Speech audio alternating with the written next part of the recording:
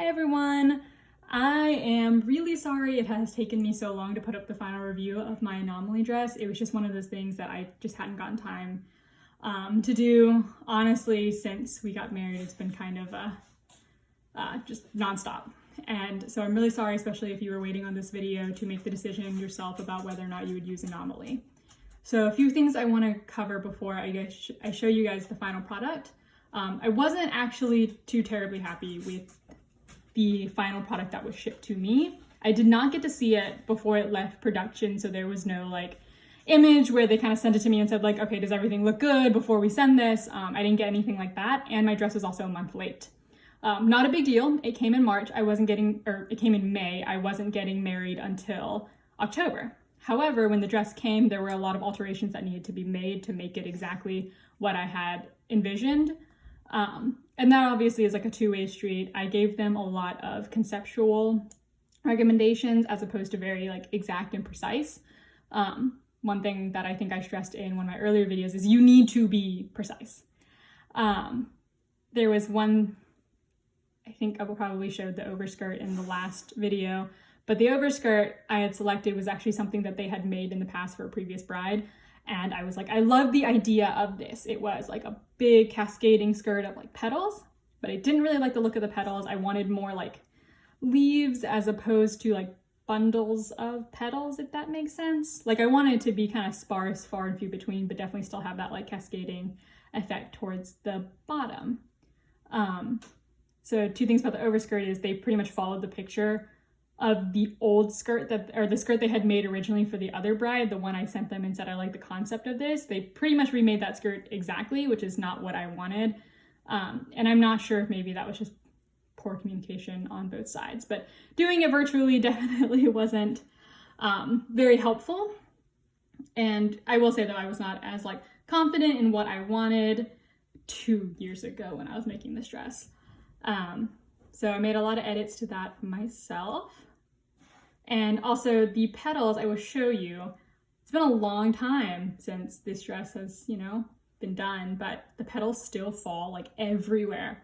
I haven't taken my dress out of the picnic basket that I kind of like refurbished to be the basket that held our cards at the ceremony. It was just like the thing that my dress fit in when we were leaving the hotel the next day because I didn't know where my bag was, and so I just tossed it in there and it honestly stayed there until today. So don't be like me, don't lose your bag. When the dress came, there were definitely some details that weren't quite right. I will say the length of it was perfect. They nailed it.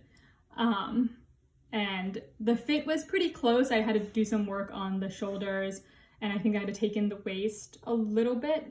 But my biggest fear was actually the length. And so now I'm going to show you my finished dress. And like I said, when it came, I had to do some alterations to it myself. So I will say I have some experience sewing, tailoring. So I was comfortable doing alterations to my own wedding dress. Not the things like pulling in the shoulders and stuff like that, because I needed somebody to like actually physically do that on me and pin it. But so I took that to a seamstress, a local seamstress, and it cost me about $100. But there's a lot of details added to my dress that I did do by hand. It's about 70 hours of work post receiving my dress. So I got my dress a month late, like I said, in May, and then spent an additional 70 hours all the way up until August on evenings like after work. After the gym, it was really not an ideal time to have to worry about making my dress perfect, but it ended up being done at the end of August. And so I had a couple months before the wedding was actually like here to decide if like that was perfect and good. So 2 months is definitely not enough time to get a new wedding dress. But I do love it the way it is the day I wore it. So I guess on my wedding. So here is my very sweet golden retriever who has now decided she's napping on my dress. But here is the final product. Barley, Barley, I need to see that part. Scoot. You're so sweet. You're so sweet, but I need you to scoot right now, okay? That was a horrible scoot. So terrible. But you're so cute. Okay, come on, go. Off the bed, Barley. Barley, I need to see my dress. Off the bed. Sorry, guys. She's very sweet. So this is it.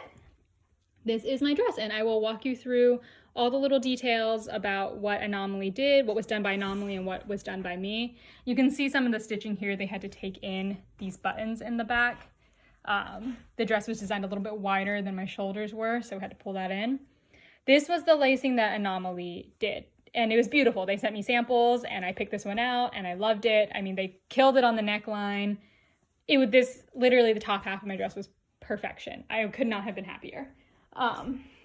Then we get down to their lacing stopped here. When I received my dress, the bottom of my dress was just the skirt, so none of this lacing was here. I will include the Etsy shop where I bought all this lace from in the description, but I did all this by hand. Now you're kind of seeing how 70 hours happened. So yeah, I didn't want to pay a seamstress to do this because it would have been like an additional $600, $700, and the dress already cost me $1,400, and I was kind of disappointed with how $1,400 kind of happened. It just wasn't the perfect dress for $1,400. But so yeah, I did all of this that you see here, of course, through the back as well. I was very happy with it. It was kind of like a fun little project. It definitely took my mind off some things that were changing during the wedding, that I could just focus on my dress. And it's also kind of nice to be able to say like, oh, like I did work on my own wedding dress. Maybe one day we'll have daughters and they'll see it. And God, I hope they don't ask me to do that, because it was not 70 hours of my life I'll never get back. So I'm gonna flip the dress around now. I will say though, the manufacturing, like the securing of the buttons, the seams, excellent. I had no issues, no tears, nothing like that. And I definitely didn't feel like at any point I was going to have those issues. Like those buttons held strong.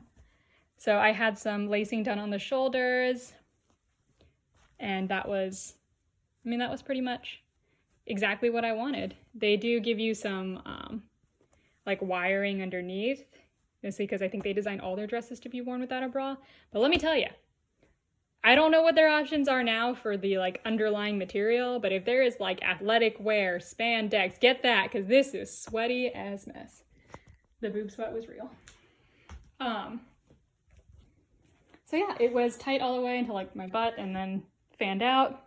Again, all the slicing at the bottom was not there originally, so that was extra time and work put in. I think altogether the lace only cost me like $50 from this Etsy shop, so it wasn't like a huge expense. It was just a huge time expense.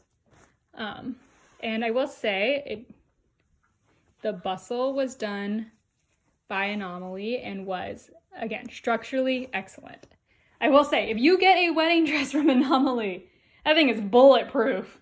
People can step on you, your dogs can like jump on you, nothing's coming off. Nothing's breaking, nothing's tearing, nothing. Like, it was wonderful. So having that structural confidence in my dress was great.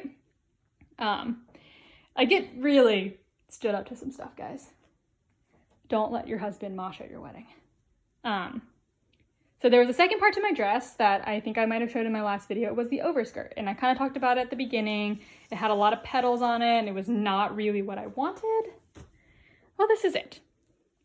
I will, again, put up some photos from the wedding so you can see what the entire thing looked like together. But the whole point of this, like even picking Anomalie, was I found a dress that I loved, and it had this beautiful sheer overskirt. But in my mind, I was like, that's going to be such an absolute train wreck trying to dance and just move around. So I was like, I want it to be detachable. And so that's kind of where Anomalie really hooked me, was I could customize it and I could make it detachable, and they've done detachable trains.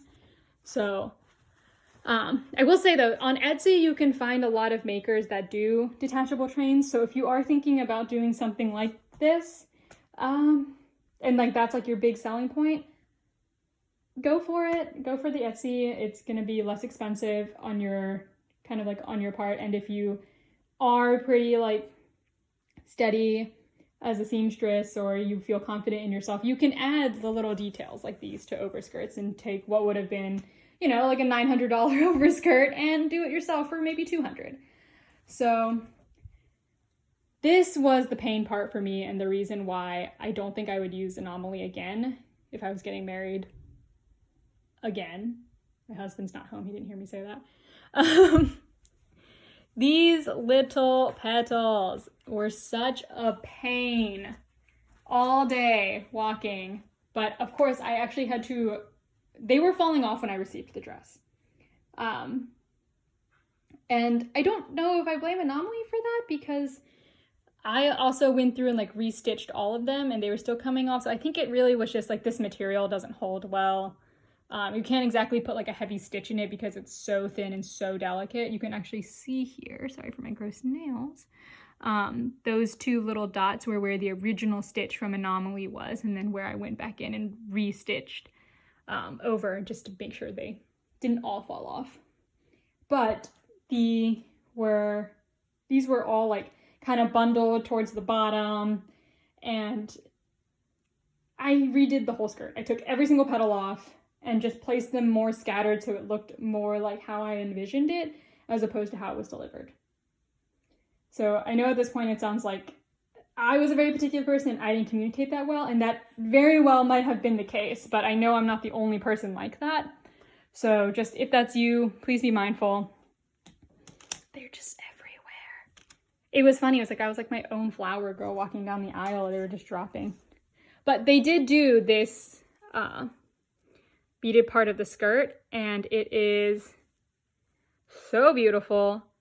And again, I think there was like maybe one rhinestone that fell off, which is insane because literally a bulletproof dress. And so yeah, that is my final review. I had to make a lot of edits on my own.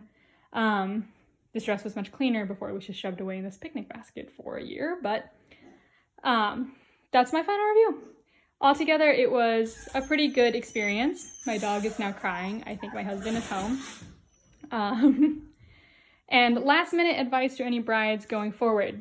JJ House, you might have seen them online. I actually got my veil from there, and I think it was like $20, and it was perfect. So a lot of those sites, like you think like, oh, it's too cheap or like too good to be true. If something's like $20, just risk it for the biscuit, because that veil, I was like, whatever, if it sucks, then I can just go onto like David's Bridal and buy something. And it was perfect. It was exactly what I wanted. It had this kind of thicker tulle layer here. Perfectly matched my overskirt. So yeah, that's my final review. I promise to be much, much more responsive now. So if you guys have any questions, you can tell me. I'm picky and terrible. Which is totally fine. I like to believe I was a pretty relaxed bride. The entire ceremony was pretty chill. I have a horrible problem about not being able to like let go. So I had to host the entire event. And let me tell you, you don't want to host your own wedding. You'd be very tired. So yeah, this is the completed dress. Sorry it took so long to get here. Again, I will add some photos. If I had to rate my entire experience, I'd give it like a 7 out of 10. Still positive, but definitely needs some work. But again, I got this dress in May of 2019. They've probably made some adjustments to their process now. Give them a call, talk to them. It wouldn't hurt. And I do know they've changed their process to where you don't have to pay for the whole dress up front. I did, so I just like let go $1,400 and I said, sweet baby Jesus, take the wheel.